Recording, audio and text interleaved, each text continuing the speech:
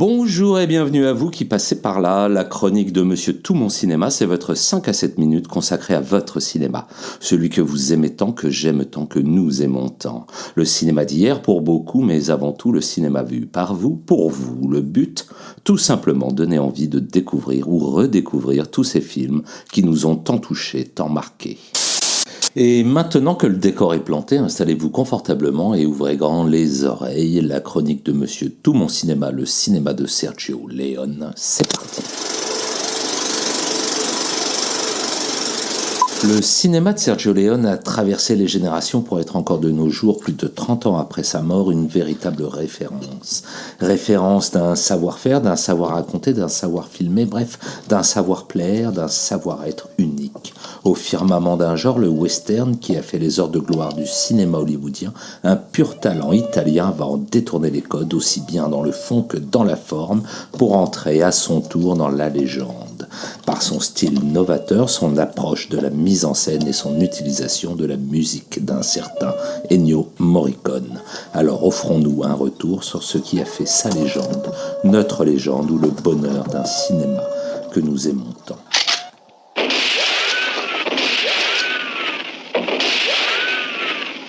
Son nom, Sergio Leone, fils d'un pionnier du cinéma italien dont la carrière a tourné court pour raisons politiques. Il débute comme assistant de Vittorio Da Sica pour Le voleur de bicyclette, avant de faire ses armes auprès de quelques grands réalisateurs américains dans le péplum. La légende veut qu'il fut partie prenante de la fameuse scène de la course de chars dans Ben-Hur de William Wyler, ce qui lui a valu de pouvoir réaliser quelques péplums à son tour, des films quelque peu passés dans l'oubli depuis, dont un certain Colosse de Rhodes, avant de se faire définitivement un nom avec la trilogie de l'homme sans nom. The fabulous Colossus astride the harbor of Rhodes, city of sin, a pagan fortress with an evil purpose. Behind its eyes, cruel warriors watch the devastation they have wrought. Tout a donc véritablement commencé par ce qui a valu à Sergio Leone la paternité d'un genre passé depuis à la postérité, le bien nommé western spaghetti, même si ce terme, comme il le disait lui-même, est un des plus cons qu'il ait entendu de sa vie. Toujours est-il que là, la grande légende de l'Ouest américain est passée à la moulinette italienne ou européenne, celle où le héros n'a plus rien d'un modèle de vertu, car il nous ressemble avec nos doutes, nos failles, nos faiblesses. Un héros sans nom, sans doute parce qu'en fait, il a tous les noms, nos noms. Un héros incarné par un quasi-inconnu à l'époque, Clint Eastwood. 3 films coup sur coup donc, entrés depuis dans la légende sous le nom de la trilogie de l'homme sans nom ou trilogie du dollar avec, pour commencer, pour une poignée de dollars en 1964 et pour quelques dollars de plus un an plus tard et enfin Le Bon, la Brute et le Truand en 1966. You see, in this world, there's two kinds of people, my friend. Those with loaded guns, and those who dig. You dig. When? Alors que Sergio Leone voulait tourner la page du western, il est rattrapé par Hollywood. Les grands studios insistent pour du western, son western. En sortira une nouvelle trilogie, celle des Il était une fois, qui s'ouvre sur Il était une fois dans l'Ouest, désormais considéré comme le chef-d'œuvre du western spaghetti. Ici, la légende de la conquête de l'Ouest est certes malmenée, mais sans doute aussi plus réaliste, plus proche de nos contradictions humaines.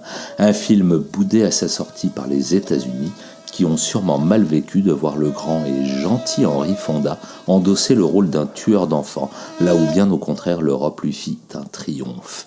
Un casting 4 étoiles, tout l'art de la mise en scène à son sommet de Sergio Leone, le tout magnifiquement servi, une fois encore, par les mélodies d'Ennio Morricone et un mystérieux joueur d'harmonica incarné par Charles Bronson.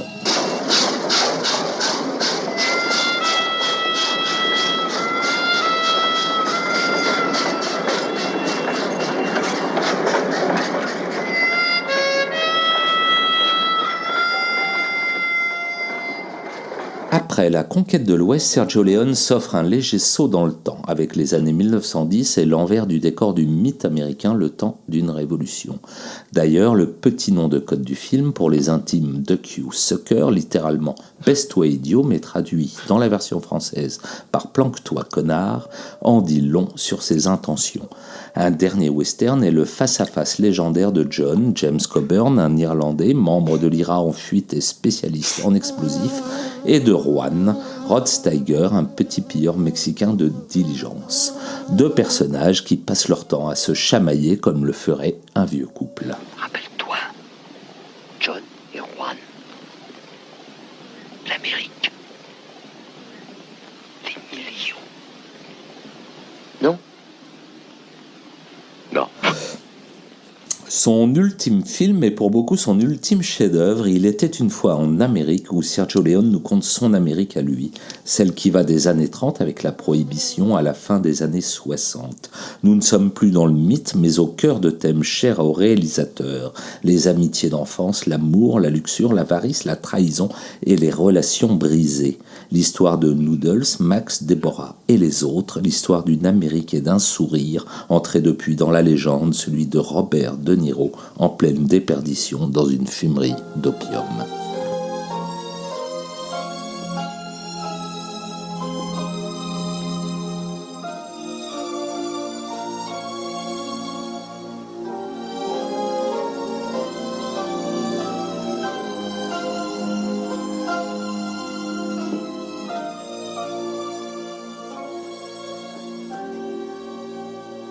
Sergio Leone est parti trop tôt, comme tant d'autres, d'une crise cardiaque à l'aube de ses 60 ans.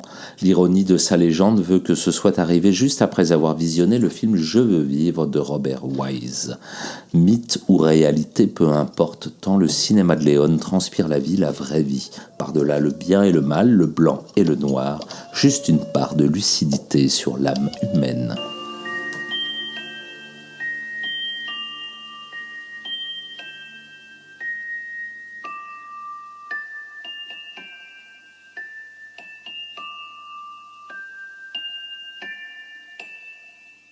Et voilà, c'est fini pour cette fois. En attendant les prochains épisodes, retrouvons-nous sur Facebook, YouTube, Insta et les autres pour partager sans modération notre cinéma d'hier à aujourd'hui. Pour nous suivre, un simple hashtag « Tout mon cinéma suffit » et surtout, n'hésitez pas à vous abonner, liker, noter, commenter, car, comme aurait dit Jean-Claude Duss, vas-y, fonce. On sait jamais, sur un malentendu, ça peut marcher. Et à très vite, ici ou ailleurs sur la toile.